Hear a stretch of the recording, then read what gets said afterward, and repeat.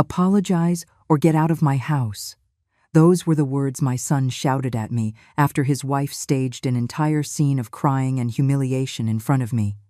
It all started at their house. I had arrived for a family dinner that Saturday evening. Jessica was there, sitting on her outrageously expensive sofa in her designer dress and that fake smile she always gives me when Ethan is looking, a smile that vanishes the instant he turns his head.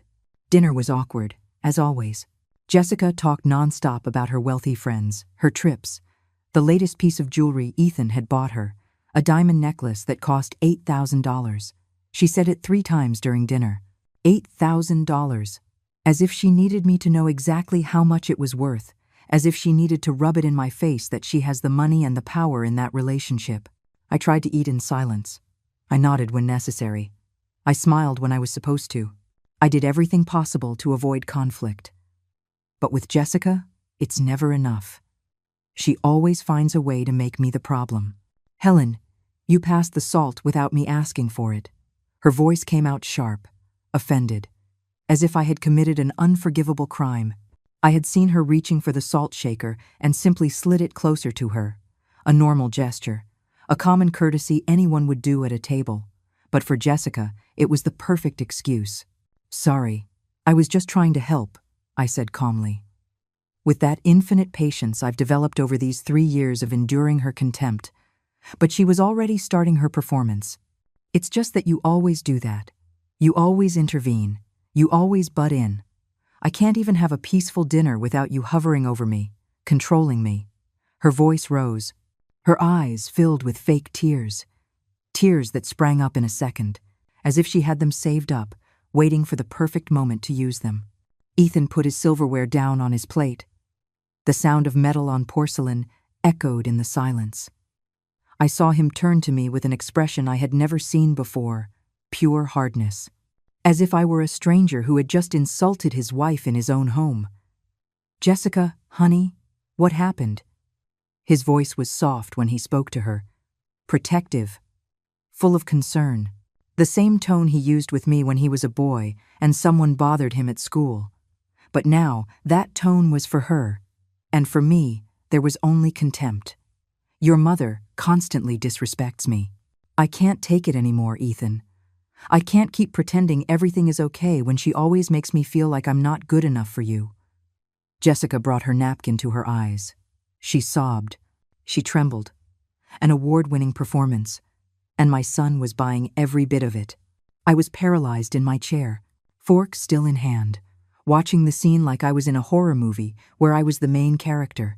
I wanted to speak. I wanted to defend myself. But the words got stuck in my throat, because I knew nothing I said would matter. Ethan had already chosen his side. Mom, you need to leave. Ethan's voice was dry, sharp, as if he were firing an employee who had made a serious mistake. I don't want you here tonight. I stood up slowly.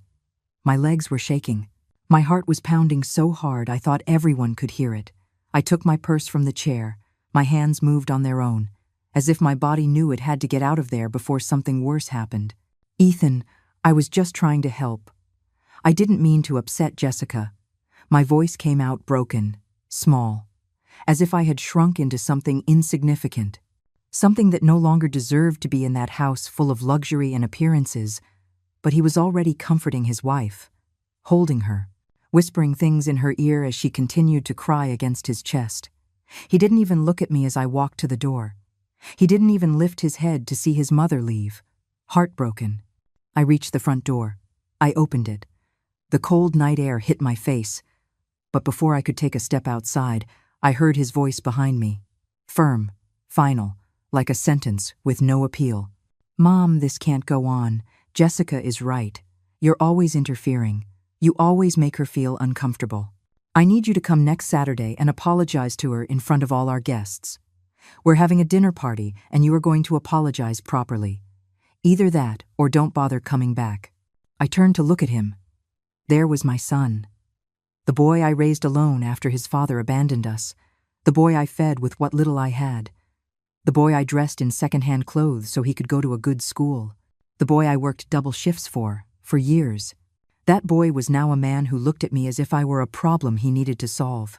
Apologize or get out of my house. Those words fell on me like stones, heavy, cold, unmovable. Jessica appeared behind him. She wasn't crying anymore.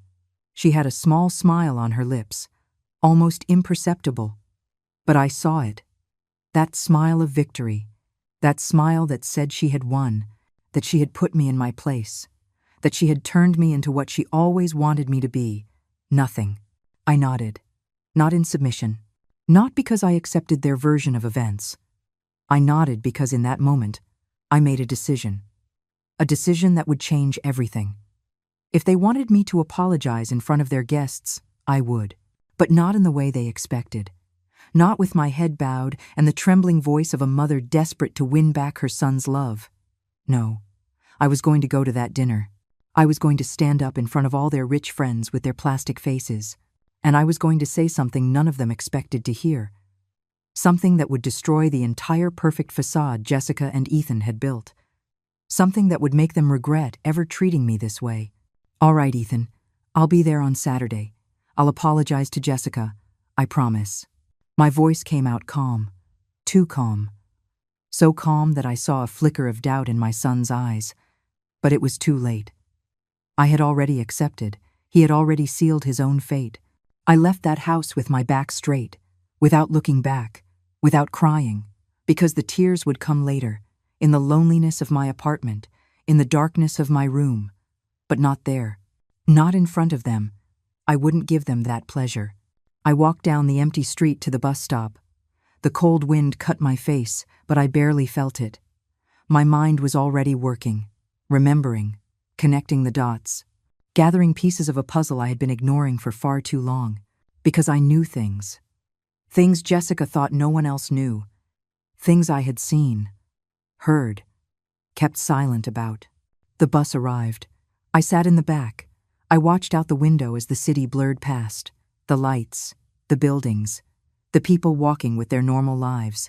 And there I was, 67 years old, feeling like everything I had worked for was collapsing, but also feeling something new, something I hadn't felt in a long time, determination, because that Saturday wasn't going to be the day Helen Marquez knelt before a manipulative woman and her son who was blinded by money.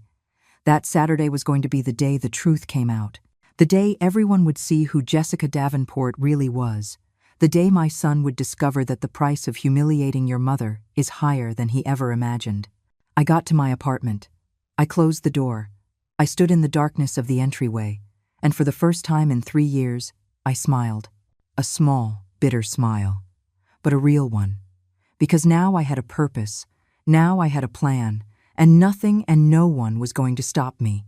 There was a time when Ethan and I were inseparable, a time when he would come to me to tell me everything, his joys, his fears, his dreams, a time when I was his favorite person in the whole world. I remember the day he was born, March 29th. It was raining so hard the streets looked like rivers. I was alone at the hospital. His father had left us 2 months earlier when he found out a baby was coming. He said he wasn't ready to be a father, that he had other plans, that I would understand someday. I never understood, but I didn't need him either, because when they placed Ethan in my arms and I saw him open those dark eyes, I knew he was all I would ever need in this life. The first few years were hard. I worked in a laundromat during the day and cleaned offices at night. I slept 4 hours, sometimes less. But every time I came home and saw my son smiling at me from his crib, all the exhaustion disappeared. All the pain was worth it. Because I was building something. I was giving my son a chance at a better life than mine. Ethan was a brilliant child. He learned to read before the other kids in his class. He always brought home good grades. The teachers told me he was special, that he had a promising future, and I believed it. I worked more hours. I saved every penny, all so he could go to a good college someday. When he was 8, Ethan won a math contest at his school. I remember him running home with the certificate in his hands.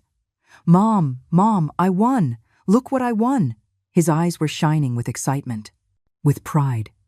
I hugged him so tight that he laughed and told me I was squishing him, but I couldn't let go. I couldn't stop thinking that all the sacrifice was paying off. That night, we had his favorite meal. Spaghetti with tomato sauce. Nothing fancy, nothing expensive. But for us, it was a feast. We ate sitting on the living room floor because we didn't have a table yet. We laughed. We talked about his dreams. He wanted to be an engineer. He wanted to build huge bridges that connected cities. He wanted to do important things. And I told him he would, that I would do everything possible to make sure he did. And I did. I worked until my body begged for rest, and even then, I kept going. Every extra dollar went into a savings account for his education. Every weekend I could pick up an extra shift. I took it. It didn't matter how tired I was.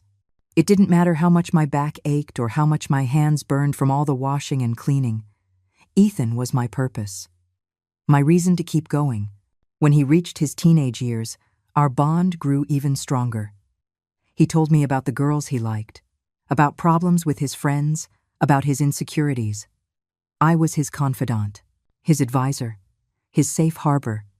Every night, before bed, he would come into my room, and we would talk for hours, about everything, about nothing, just enjoying each other's company. "Mom, you're the strongest person I know," he told me one night when he was 15. He had just found out that one of his classmates had both parents and lived in a big house with a yard. I think he felt bad about our situation, about our small apartment, about the clothes I wore, which were already years old. But I took his hand and told him we didn't need more, that the two of us were enough, that love isn't measured in square feet or new clothes. And he believed me. For many years, he believed me. We were a team, Helen and Ethan against the world. That's what we called ourselves. That's how we felt. Invincible, united, unbreakable. He managed to get into college on a scholarship. I cried with happiness the day the acceptance letter came. I cried so much that Ethan had to hug me and tell me it was okay, that we had done it, that his life was going to change. And it did. He studied civil engineering, just like he always dreamed. He graduated with honors. He got a job at a major firm. He earned good money, very good money, more money than we had ever seen in our entire lives. The first thing he did when he got his first paycheck was take me to a fancy restaurant.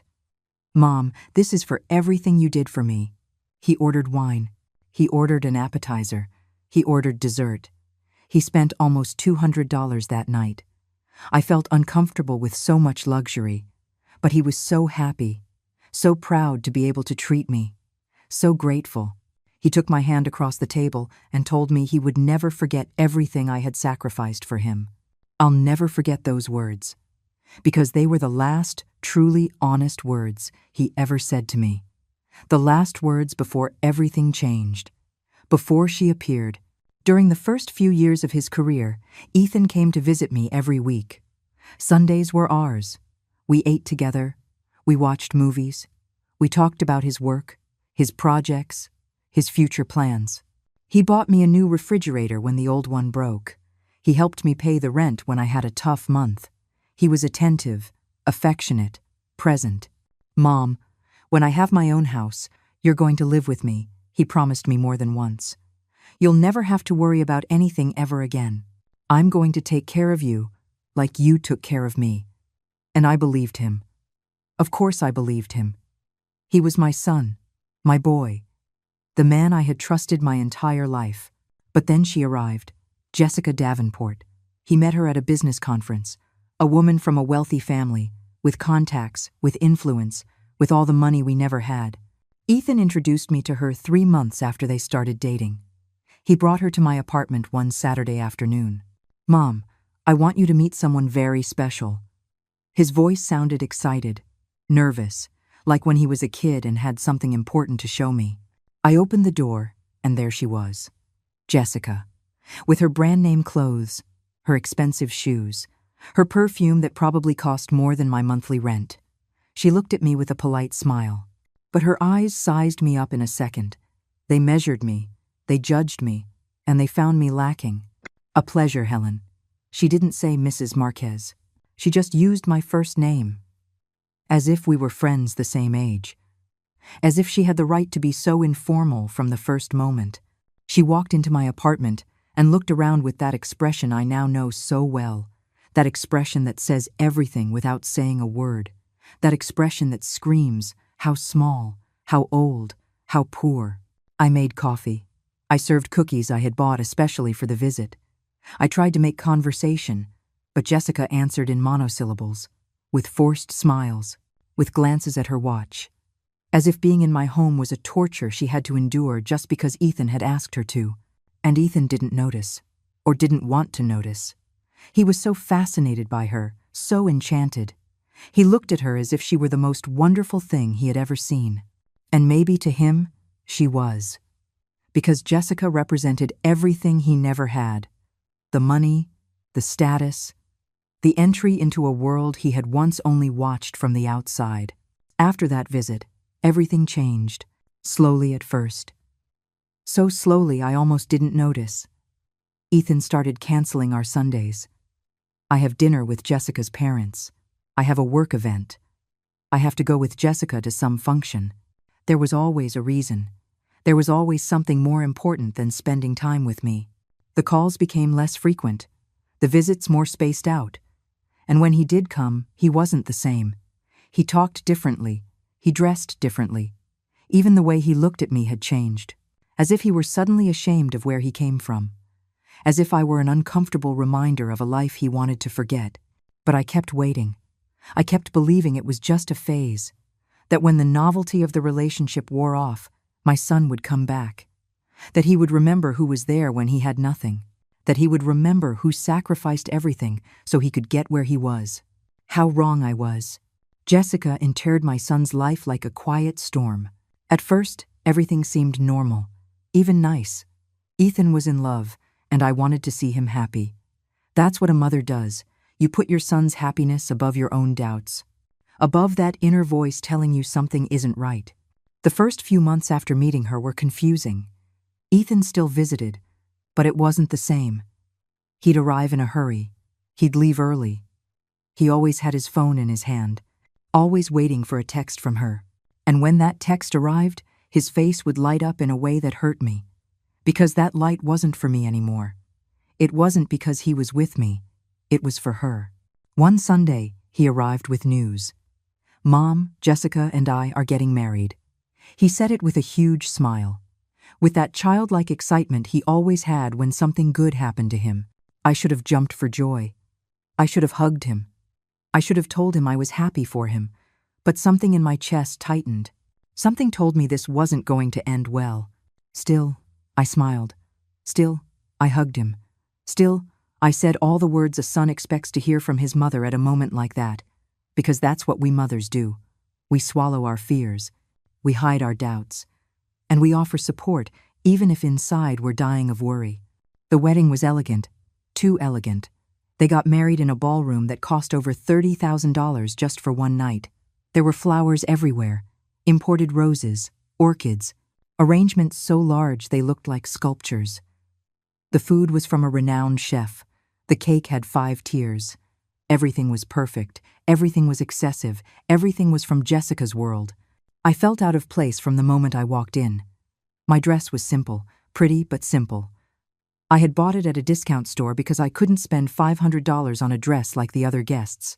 I did my own hair. My shoes were already 2 years old, and as I walked among all those elegant people, I felt every stare, every silent judgment, every thought that said she doesn't belong here. Jessica's family greeted me with cold courtesy. Her mother shook my hand as if she were touching something dirty. Her father didn't even look me in the eye. Her siblings ignored me after the obligatory hello. I was the mother of the groom, but to them, I was invisible. Worse than invisible. I was an uncomfortable reminder that Ethan came from nothing, that he hadn't always had money or an important last name. During the ceremony, I sat in the front row, alone, because I had no one else. My family is small. My friends couldn't afford to come to a wedding like that. So there I was, watching my son marry a woman I barely knew, watching him look at her as if she were his entire universe, and feeling like I was becoming nothing. At the reception, they sat me at a table in the back, far from the head table where the bride and groom were, far from Jessica's family, who occupied the best tables. I shared a table with people who also didn't know anyone. Distant cousins of someone. Friends of friends. all just as lost as I was in that sea of luxury and appearances. Ethan came to greet me during the dancing. "Mom, you look beautiful." He lied. I knew it wasn't true, but I appreciated the lie because at least it meant he still cared about my feelings. We danced one song. He led me to the floor, and I tried not to cry. I tried not to think that this was the beginning of the end. That after today, my son wouldn't be just mine anymore. He wouldn't need me like he used to. "Thank you for everything, Mom. For giving me the life you gave me. For preparing me for this moment," he whispered in my ear as we danced. And I nodded because I couldn't speak. Because if I opened my mouth, I would sob. I would beg him not to forget me, not to let her change him, to remember where he came from. But I said nothing. I just danced with my son. I just enjoyed those 3 minutes that would probably be the last time he saw me as someone important in his life. After the wedding, everything accelerated. Ethan and Jessica moved into a house that she bought. A huge house in an upscale suburban neighborhood where every property was worth over $500,000. I went to visit them a week after they got back from their honeymoon. I brought a gift. A simple but nice set of dishes. It was what I could afford, what my budget allowed. Jessica opened the gift in front of me. She looked at the plates, turned them over to see the brand, and then she smiled. That smile, I was starting to know. That smile that doesn't reach the eyes. "How lovely, Helen. Thank you. Although we already have a dinner service, but we can use this for when we eat something informal. Something simple." She left the box on the table as if it were trash to be thrown out later. Ethan said nothing. He didn't defend my gift. He didn't tell his wife to be kinder. He just looked away, uncomfortable, ashamed. And I understood in that moment that I couldn't count on him anymore. That she already had more power over him than I did. The following months were a process of slow disappearance. Every time I called, Ethan was busy. Every time I suggested visiting, there was a commitment, a dinner, a trip, a meeting, always something that was more important than seeing his mother. And when they finally did invite me, Jessica was there, controlling the conversation, interrupting when I spoke, correcting things I said. "Ethan, your mom said you put the tomato in first, but really, it goes in last." Small corrections, small humiliations, designed to make me feel stupid, to make me feel like I knew nothing, that she knew more, that she was better. And the worst part is that Ethan let it happen. He would laugh, he would nod, he would agree with her, his mother who raised him, his mother who sacrificed everything for him, his mother who worked until she broke so he could get an education. That mother was now less important than his rich wife's opinion. One day, I visited without calling first. It was a mistake. I knew it the moment Jessica opened the door, and I saw her face. Pure annoyance. Disgust, almost. "Helen, we weren't expecting you." She didn't say come in. She didn't say what a surprise. She just left me standing there at the door as if I were a persistent salesperson who had knocked at a bad time. "I just wanted to see Ethan. I haven't seen him in 3 weeks." My voice came out small, pleading. I hated how I sounded. I hated that I had become someone who had to beg to see her own son. "He's working. He has an important meeting on a video call. He can't be interrupted." Jessica was already closing the door. I put my foot out to stop it, a desperate gesture, a pathetic gesture. But I needed to see my son. I needed to hear his voice. I needed to feel that I still mattered to someone. "Just a moment, please," I said, almost begging. And she sighed. That long sigh that says you're such a nuisance. That sigh that makes you feel like you're a burden, a problem, something to be tolerated. "Wait here." She didn't let me in. She made me stay on the porch as if I were a stranger. As if after carrying Ethan in my womb for 9 months, after raising him alone for 25 years, I didn't have the right to enter his house. I waited for 15 minutes, standing there, feeling the neighbors pass by and look at me. An old woman standing on a fancy porch as if she were begging. That's what I must have looked like. That's what they made me feel like. Finally, Ethan came out. He had his phone in his hand. His face was tense. "Mom, you can't just show up like this without calling. I'm working." He didn't even hug me. He didn't even smile. He just scolded me as if I were a child who had done something wrong. "I just wanted to see you, honey. We haven't talked in so long." I tried to touch his arm, but he moved away. A small movement, almost imperceptible, but I felt it like a slap. "I'll call you later, Mom. I can't talk right now." And he closed the door, without a kiss, without a hug, without anything. He just closed the door and left me there, standing, feeling like I had just lost my son forever. I walked to the bus stop with tears in my eyes. I cried the whole way home. I cried on the bus full of people pretending not to see me. I cried in my empty apartment. I cried until I had no tears left. And then I realized something. Jessica hadn't just married my son. She had conquered him. She had changed him. She had turned him into someone I no longer recognized. Someone capable of closing the door in his own mother's face. The months that followed were the hardest of my life. Worse even than when Ethan's father abandoned us. Worse than the nights working without sleep. Worse than the years of poverty and sacrifice. Because this time, the pain was coming from my own son. And that pain has no equal. I tried to talk to him. I tried to make him see what was happening. I would call, and he was always in a hurry. "Mom, I'm in a meeting. Mom, I'm heading out to dinner. Mom, Jessica is waiting for me." Always an excuse. Always something more important than listening to his mother. One afternoon, I finally got him to come to my apartment. I told him I needed to talk to him about something important. He came, but he had that annoyed look on his face. That expression that says, "I have better things to do, but I came because it's my obligation." He sat on the edge of the sofa. He didn't even take off his jacket, ready to leave at any moment. "Ethan, I feel like I'm losing you." I was direct. No beating around the bush. Because I didn't have time to be careful anymore. "I barely see you. We barely talk. And when we are together, I feel like you're not really with me. That your head is somewhere else." With her? His face changed. It became hard, defensive. "Mom, don't start. Jessica has nothing to do with this." His voice was irritated, as if I had said something offensive, as if mentioning his wife were a crime. "I didn't say she's to blame. I'm just saying that since you got married, everything changed. You changed." I tried to stay calm. I tried not to sound accusatory. But it was hard, because every word I said was true, and he knew it. "I grew up, Mom. That's what happens. People grow up, people change. I can't keep being your little boy my whole life. I have a wife now. I have responsibilities. I have a life."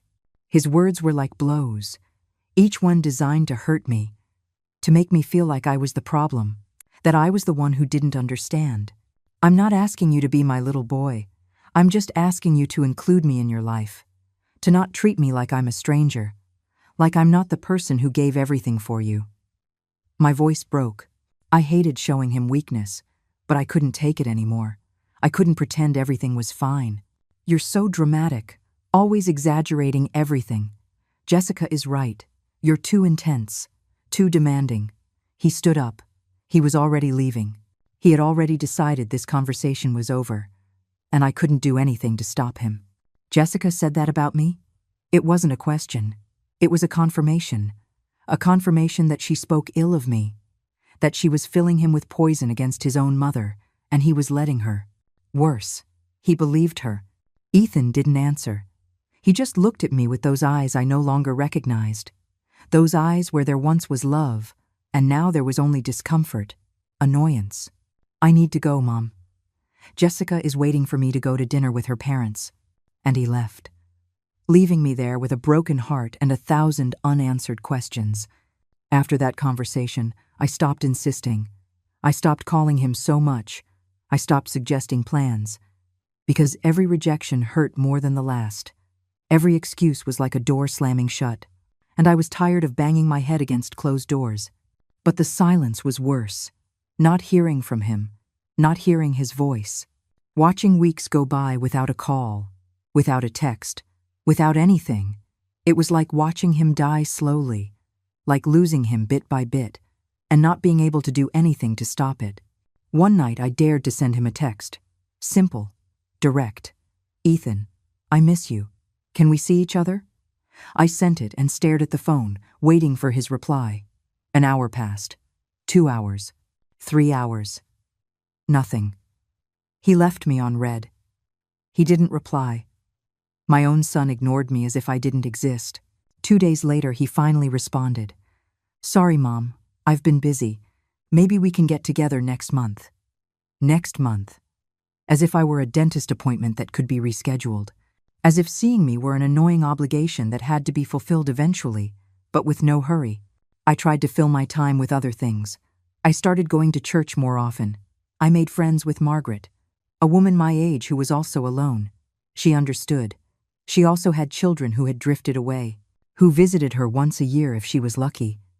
We would meet for coffee, talk about our lives, our sorrows. It was a small comfort, but a comfort nonetheless. But nothing filled the void Ethan had left. Nothing healed the pain of knowing that the son I gave everything for now treated me like I was an obstacle in his perfect life. The months passed, and the visits became even rarer. When they finally invited me to their house, everything was awkward. Jessica treated me with that fake kindness that is worse than direct mistreatment. She'd offer me coffee in expensive cups. She'd ask how I was in a sweet voice but with empty eyes. And I played the game. I smiled. I said everything was fine. I pretended not to notice her digs, her poisoned comments disguised as concern. Helen, you look tired. Are you sleeping well? You should take better care of yourself at your age, she'd say while pouring me tea in fine china. As if she cared, as if she were really worried about my well-being, but I saw the truth in her eyes. She just wanted me to look bad, to feel bad, to know that I didn't belong in her world. And Ethan sat right there, silent, letting it happen. Sometimes he even agreed when she said something particularly hurtful, like when she mentioned, I should update my wardrobe because the clothes I wore were so outdated. He laughed. My own son laughed at his mother's clothes, the same mother who wore old clothes for years so he could have a new uniform for school. Jessica started comparing us. Subtly at first. My mother traveled to Europe last month. It was wonderful. Have you traveled, Helen? She knew perfectly well I had never left the country, that I barely had money to pay my rent. But she needed to rub it in. She needed me to know that she came from a better world, that her family was superior, that I was less. One day, I arrived at their house and found they had changed all the photographs. Before, there were some pictures of Ethan as a child, pictures I had given them, pictures of the two of us, of our life together. But now there were only pictures of the two of them, of their wedding, of their trips, of their perfect life where I didn't exist. They had erased my history with my son. They had erased our past, as if those years had never existed. Where are the pictures that were here? I asked, trying to sound casual, trying not to show that I was dying inside. Oh, those. We put them in storage. Jessica redecorated. Everything is more modern now, more elegant. Ethan didn't even look at me when he said it. He was checking his phone, as if this were an unimportant conversation, as if he hadn't just told me he had stored away all the proof that I was ever important in his life. Every visit was a new humiliation. Every encounter, a new way to make me feel small, insignificant, invisible. And the worst part is that Ethan didn't just allow it. He participated. He had become his wife's accomplice in the task of destroying his mother. The invitations became even more spaced out, and when they did come, they always came with conditions. Come for dinner, Mom, but not too late. We have plans after. Come on Sunday, but only for 2 hours because we're going out. Come, but don't bring food. Jessica already cooked. Come, but don't talk about certain topics. They make Jessica uncomfortable. Come, but basically, don't be you. Don't exist. Just show up and disappear without a trace. I tried to talk to Ethan one more time, over the phone, because he wouldn't even see me in person anymore. Ethan, I know Jessica doesn't want me around. And I understand she's your wife, and she's your priority now. But I am your mother. That doesn't change. That should never change. Mom, enough already. You're obsessed. Jessica has nothing against you.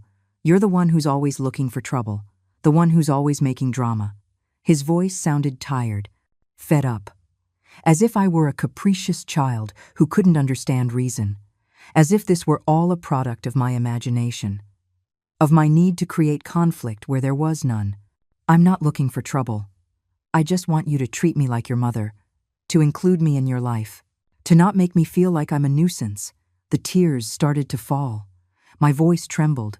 I didn't care about sounding desperate anymore. I was desperate. I can't keep having this conversation. It's always the same with you. Always the victim, always suffering. You need to grow up, Mom. You need to understand that you're not the center of my world anymore. And he hung up. My son hung up the phone on me while I was crying, while I was begging him for a little love, for a little consideration. I sat there in my living room, with the phone in my hand, feeling like I had just lost the final battle, that there was nothing more to be done, that my son was gone, that the boy I raised with so much love had become a stranger, someone capable of hurting me without remorse, without guilt, without anything. The truth came to me in the most unexpected way. A Tuesday afternoon. I had gone to the bank to deposit my Social Security check when I saw Jessica coming out of a fancy downtown coffee shop. She wasn't alone. She was with a man, young, well-dressed. And the way they were talking wasn't the way you talk to a friend. It was intimate, complicit, suspicious. I hid behind a lamppost. I didn't want her to see me. I didn't want to have to greet her and pretend everything was fine. But I couldn't stop watching either. There was something about that scene that unsettled me, something that told me I needed to pay attention. The man handed her a folder. Jessica opened it. She reviewed some papers. She nodded, and then she took an envelope from her purse and gave it to him. It was fast, discreet. But I saw it. I saw the exchange. I saw how she looked around before doing it, as if she didn't want anyone to see her, and then I knew something was wrong. That whatever was happening there wasn't legal, or at least, it wasn't honest. I stood there for several minutes after they both left, trying to process what I had seen, trying to find an innocent explanation. Maybe he was a lawyer. Maybe they were work papers. Maybe I was seeing things that weren't there because I was already biased against her. But something deep inside told me no, that this was important, that I had to investigate, that I had finally found a clue to who Jessica Davenport really was. I couldn't sleep that night. I kept turning over what I had seen. The envelope, the folder, the nervous way Jessica looked around. And then I made a decision that would change everything. I was going to find out what she was hiding. I was going to find the truth, even if it hurt me, even if it destroyed what little was left of my relationship with Ethan. I called Margaret the next day. Margaret, I need your help. I told her what I had seen. She listened in silence. And when I finished, she sighed. Helen, be careful. Getting involved in this could be dangerous. But I had already decided. There was no turning back. Margaret had a nephew who worked as a private investigator. Nothing big. Small cases, infidelities, minor fraud. But he knew how to get information, how to follow leads, how to find what others wanted to hide. I asked Margaret to put me in touch with him. Mark Jennings, that was his name. A man in his 40s, serious, professional. We met at a coffee shop far from Ethan's neighborhood. I didn't want to risk anyone seeing us. I told him everything, about the man, the folder, the envelope, and I also told him about how Jessica had entered my son's life, how she had pushed me away, how everything had changed since she appeared. Mrs. Marquez, I understand your situation, but I need you to understand that this could take time, and it could cost money. Investigating isn't cheap. Mark was honest from the start. He told me he would need at least $1,000 to start, to follow her, to check public records, to see if there was anything shady in her past. $1,000 was almost everything I had saved. It was my emergency fund, the money I kept in case I got sick, in case I had to move, in case something serious happened. But in that moment, I knew there was nothing more serious than losing my son without a fight. That if I didn't do this, I would regret it for the rest of my life. I gave him the money. All of it. And Mark began his work. He told me he would call me in 2 weeks, that I shouldn't try to contact Jessica or Ethan in the meantime. that I should act normal, that I shouldn't raise any suspicions. Those were the longest 2 weeks of my life. Every day I woke up wondering if I had done the right thing, if this wouldn't just make me the villain of the story, the meddling mother-in-law who couldn't let her son live his life. But then I would remember Ethan's face, how he had changed, how he treated me, and I knew that some outside force was influencing him, that my son hadn't become like this on his own, that someone was behind it. And that someone was Jessica. Mark's call came on a Thursday afternoon. "Mrs. Marquez, we need to talk. I found something." His voice sounded serious, worried even. We arranged to meet that same night at the same coffee shop. When I arrived, Mark was already there. He had a folder on the table, thicker than I expected. It looked full of papers, documents, proof. My heart was pounding so hard I thought it would burst out of my chest. "Mrs. Marquez, what I found is serious. Very serious," he began, without wasting time. "Jessica Davenport has been manipulating your son from the beginning, and not just emotionally, financially, too." He opened the folder and started showing me documents, contracts, bank statements, printed conversations. Jessica convinced Ethan to put all his savings into investments she supposedly managed. She promised to double his money in a year. He trusted her. He gave her everything. Over $120,000 he had saved from years of work. Mark pointed to the papers as he spoke. The numbers, the accounts, all right there, black and white. "And what happened to that money?" I asked, though I already feared the answer. I already knew nothing good could come of this. It disappeared. Or rather, she moved it to accounts in her name. To real investments, but ones where she is the sole beneficiary. Ethan put up the money, but she is the only owner. If they get divorced tomorrow, he doesn't see a cent of it back. Mark turned to another document. This is the contract he signed.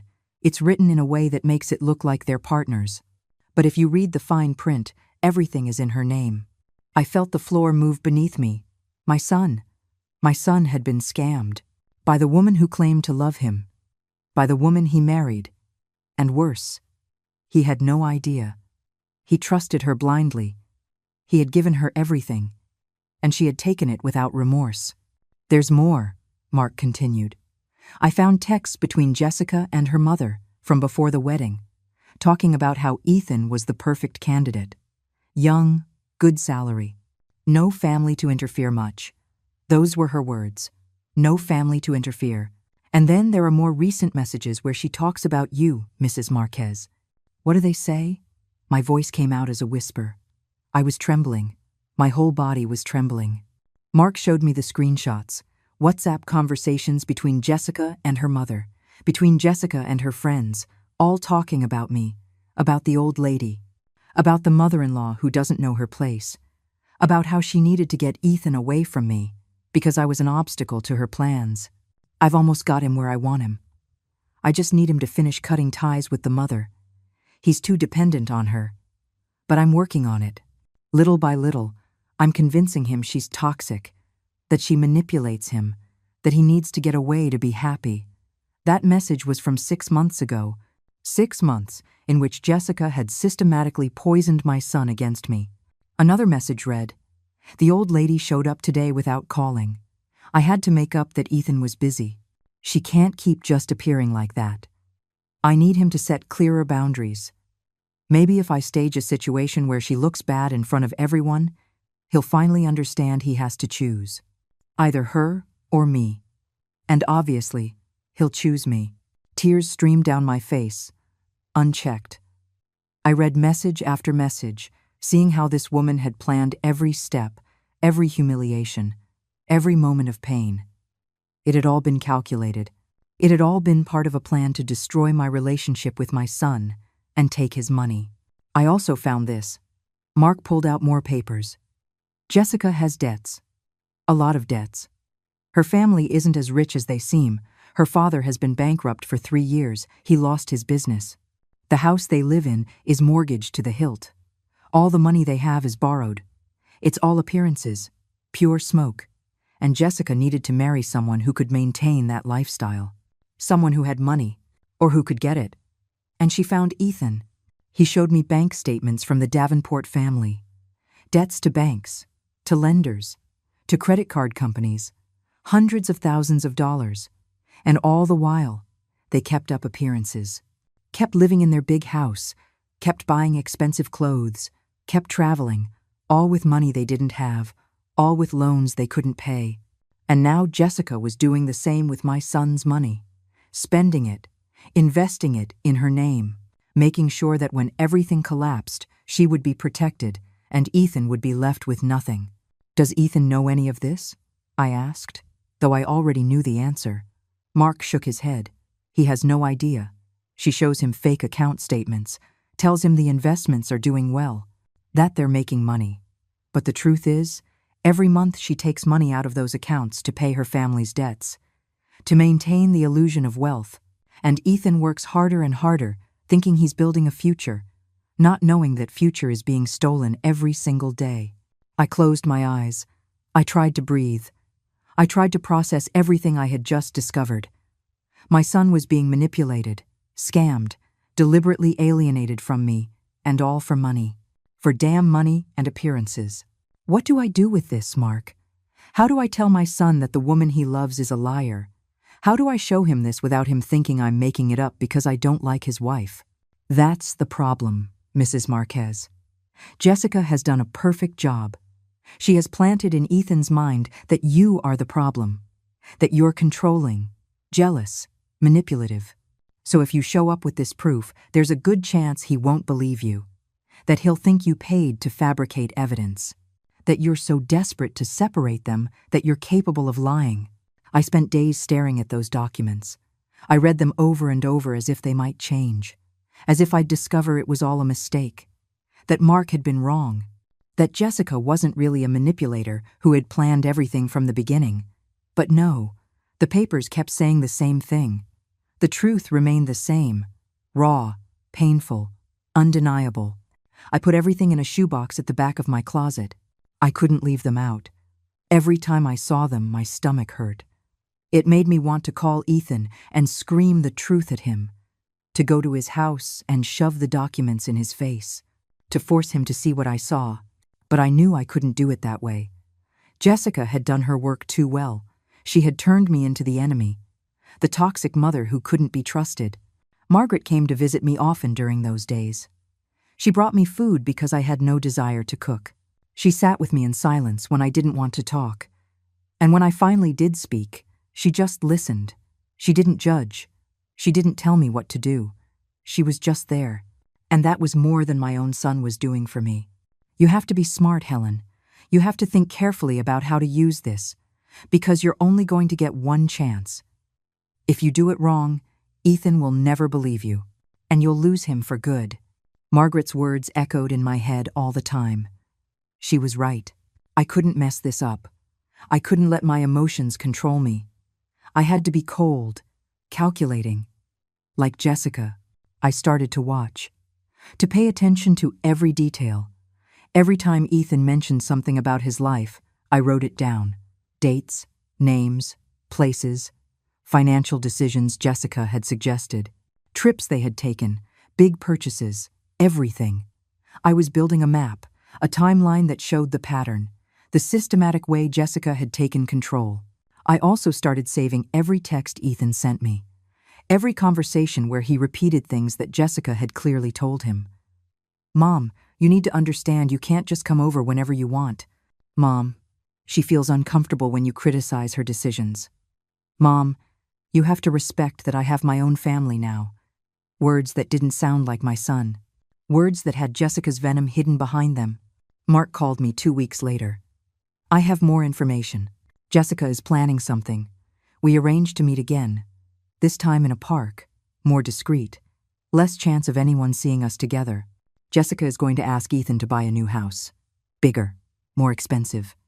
She already found one. It's worth $800,000. She's going to tell him it's an investment, that the value will go up, that it's the perfect time. Mark showed me an email she had sent to a real estate agent, dated 2 days prior. My husband has good credit and excellent income. We are ready to make an offer. Ethan doesn't have $800,000. I barely had enough to buy the one I live in now, I said, confused, not understanding how Jessica planned to do this. I know, but she's going to convince him to take out a massive loan, to use all the credit he has. And when they get that house, she's going to have it put in both their names, but with a special clause. If they divorce, the house goes to her, because she's going to argue that her family put down the down payment, which is a lie. But she'll forge documents to prove it. Mark knew things that scared me, things that made me wonder just how deep Jessica's plan went. That's fraud. That's illegal. My voice trembled. Not with fear, with rage, with helplessness. Watching this woman destroy my son, and I couldn't do anything to stop her. It is, but it's very hard to prove if Ethan signs voluntarily, if he agrees to everything without reading, without questioning, which is exactly what Jessica has been training him to do for 3 years. Trust her blindly. Don't doubt. Don't ask for second opinions. Just sign where she tells him. Mark put the papers away. Mrs. Marquez, if you're going to do something, it has to be soon, before he signs for that house. Because if he does, he will be financially tied to Jessica for decades, and getting out of that will be almost impossible. I didn't sleep that night. I sat on my bed with the box of documents in my lap, thinking, planning, trying to find the perfect way to reveal the truth. It had to be in public. It had to be in front of witnesses. It had to be at a moment when Jessica couldn't escape, where she couldn't twist the story, where she couldn't play the victim. And then I remembered. The dinner party. The one where I was supposed to apologize, where Ethan had invited his rich friends, Jessica's associates, the people who mattered in their new world of appearances. That was my chance. That was the perfect moment. I called Mark. I need you to come to that dinner. I need you to be a witness, and I need you to bring everything. Every document, every piece of proof, every text, everything. I explained my plan. He listened in silence. When I finished, there was a long pause. Mrs. Marquez, this is going to be brutal. It's going to destroy Jessica. But it's also going to destroy the image Ethan has of his life, of his marriage, of everything. Are you sure you want to do this? His voice sounded worried, as if he were warning me of the consequences, as if there were no going back after this. I'm sure. My son deserves to know the truth. He deserves to know that the woman he married is using him, is stealing from him, and is deliberately pushing his mother away. If after knowing all this, he still decides to stay with her, at least it will be his decision, an informed decision, not one based on lies. My voice came out firm, firmer than I had felt in months. All right, I'll be there. Mark agreed. And then I knew there was no turning back. That at that dinner, everything was going to change. For better or for worse. But it was going to change. And I was going to be the one to start it. I spent the days leading up to the dinner preparing, rehearsing in my head what I was going to say, how I was going to say it. I had to be perfect. I had to be clear, direct, with no emotions to betray me, no tears to make me look weak, no rage to make me look like the bitter mother-in-law. Just facts, just truth, just justice. I tried on 3 different dresses. I wanted to look dignified, respectable. I didn't want anyone to be able to say I was the poor mother, envious of her son's life. I chose a gray dress, simple but elegant. I fixed my hair. I put on a little makeup. When I looked in the mirror, I saw a different woman. A woman who was no longer going to beg. A woman who was no longer going to humiliate herself. A woman who was going to fight. Margaret came to see me the night before the dinner. "Are you ready?" she asked. I nodded. "I'm ready. For the first time in a long time, I'm ready." She hugged me, so tight I could barely breathe. "Be careful, Helen. Whatever happens tomorrow, be careful. And don't have any regrets. Whatever you do, don't regret it." I'm not going to regret it. I've spent too much time regretting not acting sooner, regretting letting Jessica do whatever she wanted, regretting accepting the crumbs of attention Ethan gave me. Not anymore. Tomorrow, it all ends. Either I get my son back, or I lose him for good. But at least I'm going down fighting. Ethan's call came on Wednesday morning. Mom, Jessica and I are having a dinner party on Saturday. We want you to come.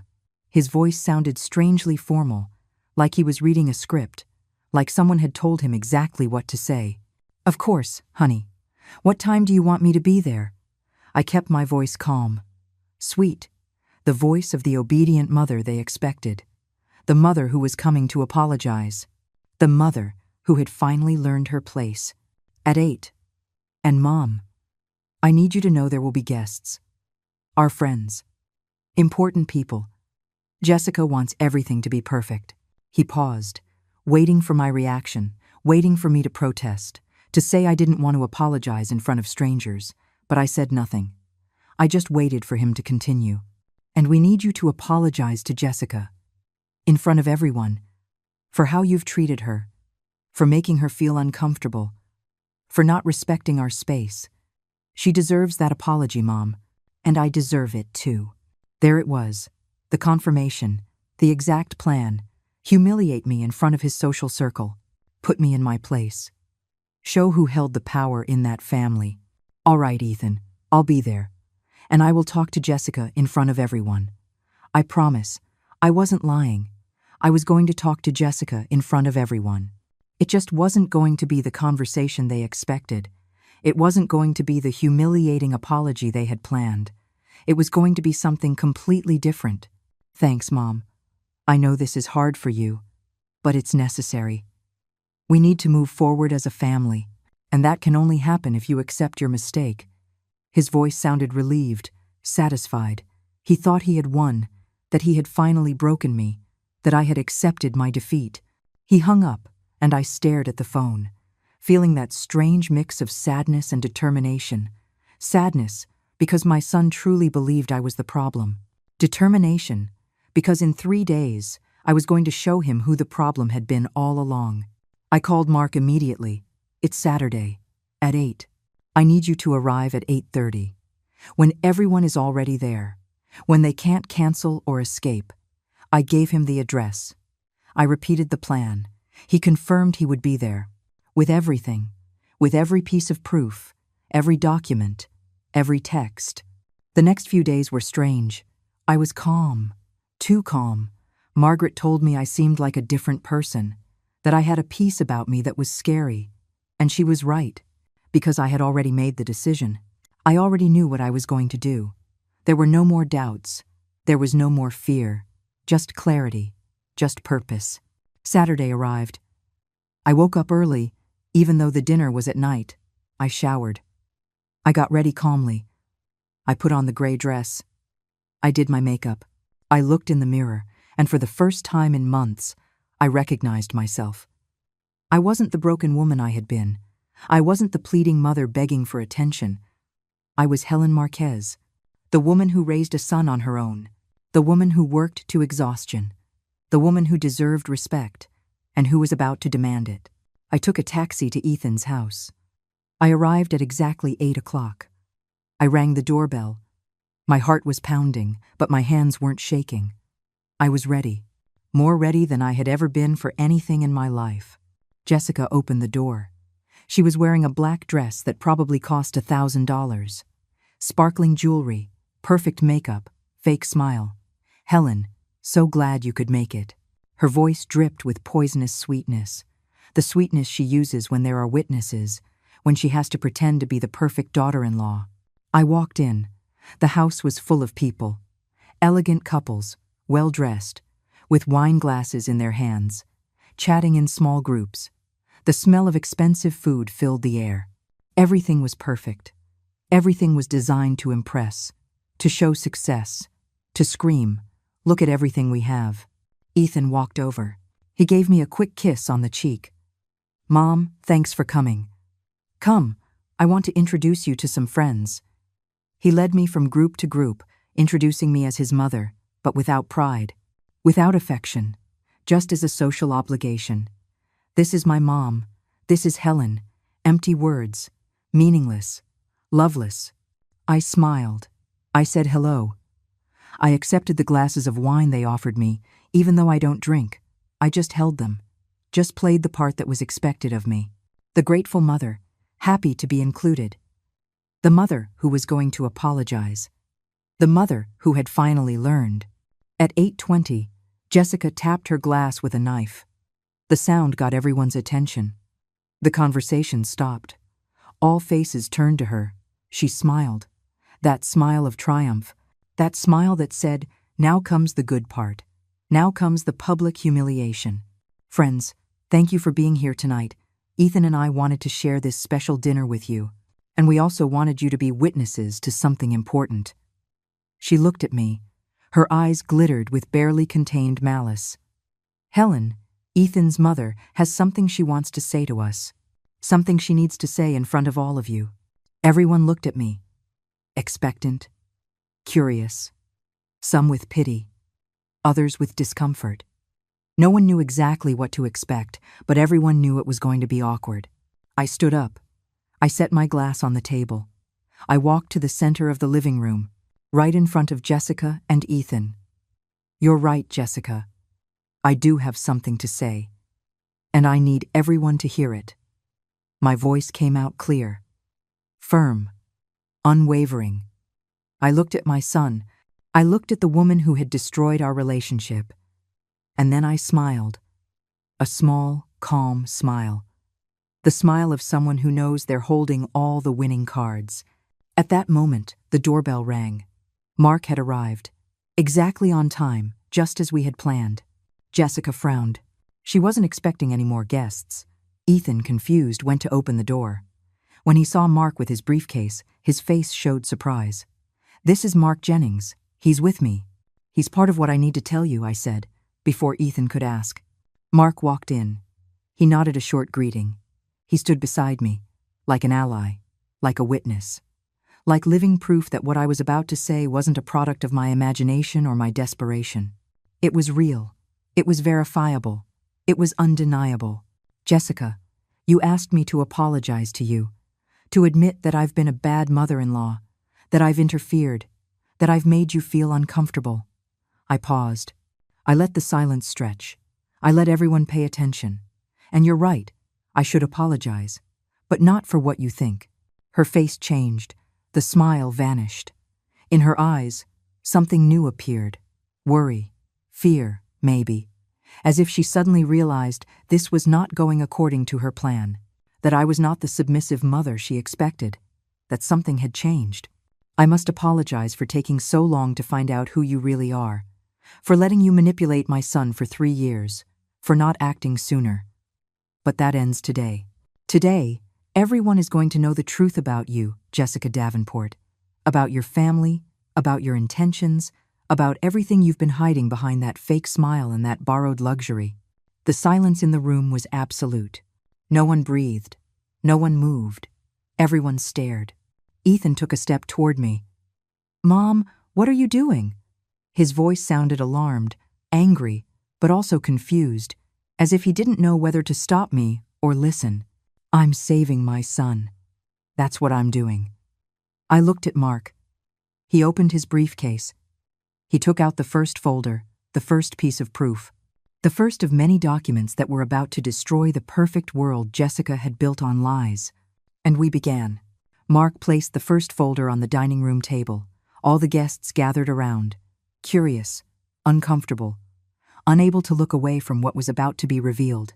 Jessica stood still, too still, like an animal that knows it's trapped but is still looking for an escape. "Ethan, your wife convinced you 2 years ago to invest all your savings in a fund she supposedly managed. $120,000. Your money. The money you earned with your work," I began. My voice was steady, every word measured, every sentence a direct blow to the heart of the lie. "Mom, what are you talking about?" Ethan tried to interrupt. His face was a mask of confusion, annoyance, but also a flicker of fear, as if a part of him already knew he wasn't going to like what came next. "Let me finish. Mark, show them the documents." Mark opened the folder. He took out the contracts, the bank statements, the papers that showed every movement of that money. "Here is the contract you signed, Ethan. It says that you and Jessica are partners, that you both own the investment. But if you read this clause right here, in the fine print, You'll see that in the event of a marital dissolution, all assets go to her. Only her. Ethan took the papers. His hands were shaking. He read. He reread. His face changed with every line. From confusion to disbelief. From disbelief to understanding. From understanding to horror. Jessica, is this true? Why is this clause here? His voice sounded broken, as if every word pained him. Honey, it's just a legal technicality. My lawyer said it was necessary to protect the investment. Jessica tried to sound calm, but her voice was trembling. Her hands moved nervously. She reached out to touch Ethan, but he pulled away. A small but definitive movement. Protect the investment. Or protect yourself, I continued. Because that money was never in any real investment, Ethan. Look at these bank statements. Mark showed more papers. Your money was transferred to Jessica's personal accounts, and from there, it was used to pay debts. Her family's debts. The guests were murmuring now. Glances were exchanged. Some took out their phones, probably recording, or taking pictures. The scandal was unfolding in front of them. And everyone wanted their piece of the gossip to tell later. That's a lie. That's completely false. Jessica raised her voice. Her face had turned red. She was no longer the elegant hostess. She was a cornered, desperate woman. Ethan, she's making all this up. She's jealous. She's always been jealous of what we have. Jealous. I repeated the word with bitterness. Yes, Jessica, I'm jealous. Jealous of how you stole my son, of how you manipulated him, of how you systematically pushed me away. Mark, show them the messages. Mark took out more papers. Screenshots of conversations. Conversations between Jessica and her mother, between Jessica and her friends. Conversations where she planned every step, where she talked about me as an obstacle, where she mocked Ethan for trusting her, where she calculated how much money she could get out of him before he noticed. Ethan read the messages in silence. The color drained from his face with every line. I've almost got him where I want him.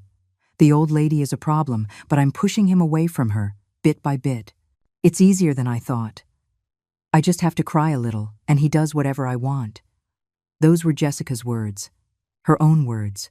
Impossible to deny. Jessica, you wrote this?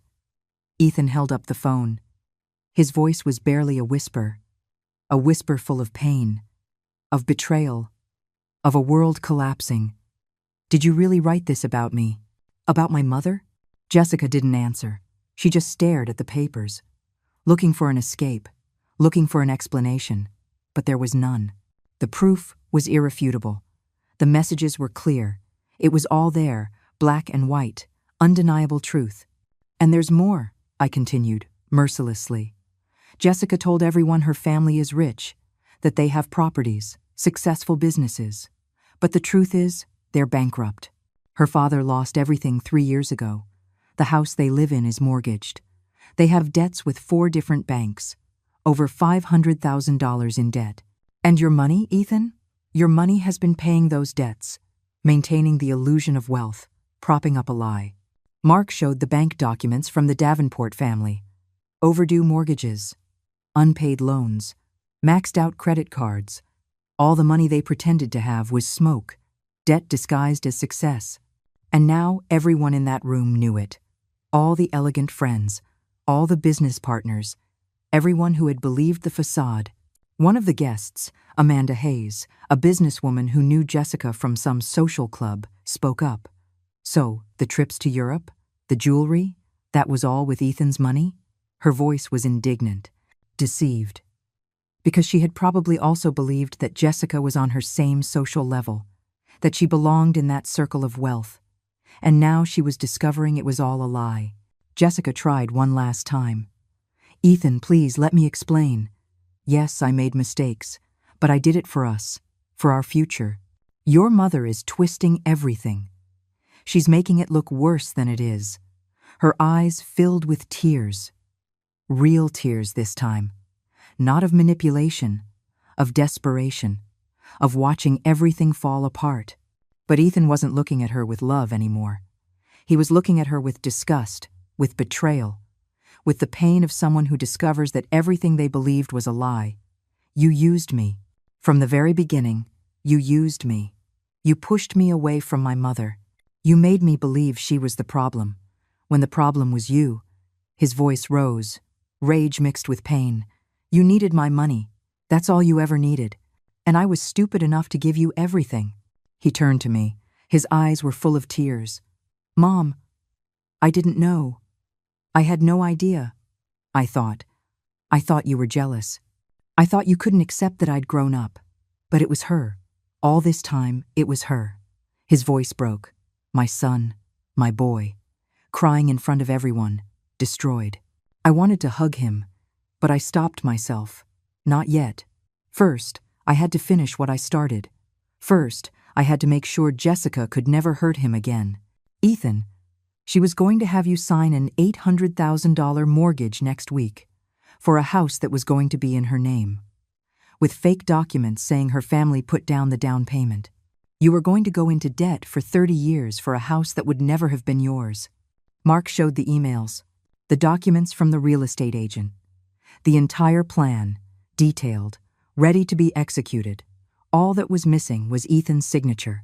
Just one more week of deception, one more week of lies, and my son would have been financially trapped forever. The guests weren't hiding their shock anymore. They were talking amongst themselves, pointing at Jessica. Some were leaving. Others were on their phones. By tomorrow, the whole city would know what happened tonight. Jessica Davenport would be socially destroyed. No one in that circle would ever trust her again. No one would ever welcome her. Her reputation was finished. Jessica collapsed. She fell onto the sofa, sobbing. She wasn't trying to defend herself anymore. She wasn't trying to explain. She just cried because she knew she had lost. That everything she had worked for, everything she had built on lies, had come crashing down in one night. At one dinner, because of one mother-in-law she had underestimated. Ethan walked over to me. He took my hands. Mom, forgive me. Please, forgive me. I was an idiot, a blind fool. I treated you so badly. I pushed you away. I made you feel like you didn't matter. And all because I believed her lies. His words came out in gasps. Between sobs. My son was crying, and I finally let the tears fall too. I hugged him, tight, tighter than I had hugged him in 3 years, the way I used to hug him when he was a boy, and the world hurt him. And I was his refuge, his protection, his home. It's okay, honey. It's okay. It's over now. It's all over, I whispered against his head, and I felt him cling to me, as if I were the only solid thing in a world that had turned to liquid. The days that followed that dinner were strange. Ethan showed up at my apartment the next day, early. His eyes were swollen from crying. He had an expression I hadn't seen on his face in years, pure vulnerability. He sat on my old sofa, and for hours, he said nothing. He just sat there, like when he was a boy and would come looking for comfort after a hard day. I didn't try to fill the silence with words. I didn't say I told you so. I didn't bring up the 3 years of pain. I was just there, present, as I had always been, as I always would be. Because that's what mothers do. We take our children back when the world breaks them, without judgment, without reproaches, just with open arms. Mom, how could I have been so blind? He finally spoke. His voice was broken, ashamed. How could I not see what she was? How could I let her treat you like that? Let me treat you like that? He covered his face with his hands, and he cried again. The tears of a man who discovers he built his life on lies. I sat down next to him. I took his hand, the same hand I held when he took his first steps, the same hand I bandaged when he fell off his bike, the same hand that now trembled with pain and regret. She is very good at manipulating, Ethan. She chose you because she knew you were noble, that you were trusting, that you loved with your whole heart. It's not your fault for believing in someone who said she loved you, but it is my fault for pushing you away, for treating you like you didn't matter, for making you feel like you were the problem. He looked at me with those eyes that looked so much like mine, the eyes he inherited from me. Mom, I will never be able to apologize enough. I'll never be able to make up for those 3 years. I don't need you to make up for anything. I just need you to never again forget where you came from. Who was there when you had nothing? Who loved you, even when you stopped loving me?" My voice was soft. No resentment. Because resentment doesn't build bridges. And I needed to get my son back, not punish him. Ethan moved back into a small apartment. He left the house he shared with Jessica. He started divorce proceedings. Mark helped him with the legal documents, with the lawsuits to recover at least part of the stolen money. It would be a long, painful process, but a necessary one. Jessica tried to call him several times. She sent him long texts, letters, begging for another chance, promising she would change, that it had all been a misunderstanding. But Ethan didn't answer. He had learned his lesson. He had seen the truth, and there was no going back. The Davenport family tried to threaten lawsuits, public scandals, but Mark had everything documented, every lie, every fraud, every manipulation, and they knew it. They knew that if they took this to court, they would lose even more than they already had. So they stayed quiet, humiliated, socially destroyed. Sundays became ours again. Ethan came to my apartment every week. We ate together, we talked. We laughed sometimes, we cried others, rebuilding what Jessica had destroyed, brick by brick, conversation by conversation, hug by hug. One Sunday, 2 months after that dinner, Ethan arrived with a box. "Mom, I found this stored in the garage of the house." Jessica had hidden them. He opened the box. It was the photographs. All the pictures of our life together, the ones that had disappeared from his house. The ones Jessica had erased. There they were. Ethan as a baby. Ethan at his first communion. Ethan graduating. The two of us, smiling at every stage of his life. I'm going to frame them. I'm going to put them up in my new apartment. Because I am never going to forget who was there, who loved me when I had nothing, who sacrificed everything so I could have a better life. He looked at me with tears in his eyes. "Forgive me, Mom. Please, forgive me. I already forgave you, honey. The day you were born, I forgave you for anything you could ever do in this life." I hugged him, and I felt that we had finally come back, that my son had returned to me. Not the boy he was, but the man he should have always been. A man who knew the value of loyalty, of true love, of family. Months later, I ran into Margaret at the grocery store. She hugged me tight. "Helen, you look different. You look at peace." And she was right. I was at peace. Because I no longer carried the weight of injustice. I no longer lived wondering what I had done wrong. I no longer felt invisible. I had gotten my dignity back, not by begging, not by pleading, but by defending myself, by showing the truth, by refusing to be the silent victim everyone expected me to be. And in doing so, I didn't just save myself, I saved my son. Ethan now calls me 3 times a week. He visits every Sunday. He includes me in his life, not as an obligation anymore, but as a choice, as someone who wants to be there, who values my presence, who understands what he lost during those 3 dark years. Sometimes he asks me how I could forgive him so easily, how I could take him back without reproaches, without making him pay for the pain he caused. And I tell him the truth, because a mother's love isn't conditional. It's not a love that keeps score. It's a love that forgives, that waits, that never gives up. But I also tell him that forgiveness doesn't mean forgetting, that the scars are still there, invisible but real, and that he will have to live with the knowledge that he hurt the person who loved him most. That is his burden. That is his lesson. And it's a lesson he needed to learn. One afternoon, while we were having coffee in my living room, Ethan said something I'll never forget. "Mom, thank you for not giving up on me. Thank you for fighting. Because if you hadn't, I would have lost everything. My money, my dignity, and worst of all, I would have lost you. And that would have been the most terrible thing of all." I smiled, a calm, serene smile. The smile of someone who fought and won. Not with shouting, not with violence, but with truth, with dignity, with the quiet strength that only mothers know. I was never going to give up on you, honey. Never. Because you are my life, my purpose, my reason to keep going. Today, I am 67 years old. I live in the same small apartment. I wear the same simple clothes. I eat the same simple food. I have no luxuries. I have no riches. But I have my son. I have his love. I have his respect. I have his presence. And that is worth more than all the diamonds and big houses in the world. Jessica left town. I heard she moved back in with her parents. That no one in her social circle ever spoke to her again. That her reputation was destroyed for good. I don't feel pleasure at her downfall, but I don't feel pity either. She chose her path. She chose lies, manipulation, deceit, and choices have consequences.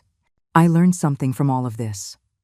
I learned that silence isn't always peace, that putting up with things isn't always love, that sometimes you have to fight, you have to defend yourself, you have to say enough, and you have to do it without fear, without guilt, with the certainty that defending your dignity is never wrong. We mothers do not have to accept mistreatment from our children just because we love them. We do not have to disappear to make room for their new lives. We do not have to become ghosts of our former selves. We deserve respect. We deserve love. We deserve to be present. And if that respect doesn't come willingly, then we have to demand it, with truth, with proof, with the firmness of someone who knows they are right. Because in the end, the truth always wins. Always. It may take time. It may hurt. It may cost tears and sleepless nights. But it always, always wins. Today, I look out the window of my apartment. I see the sun setting over the city, and I smile. Because I survived. Because I fought. Because I got back what was mine. My son. My dignity. My peace. And no one, ever again, will take it from me. I promise that. To myself. To all the mothers who stay silent when they should scream. To all the women who disappear when they should shine. Luxury is destroyed. Appearances fall. Money runs out. But true love, the kind that asks for nothing in return, the kind that forgives but doesn't forget, the kind that fights when necessary, that love remains. And I am living proof of it.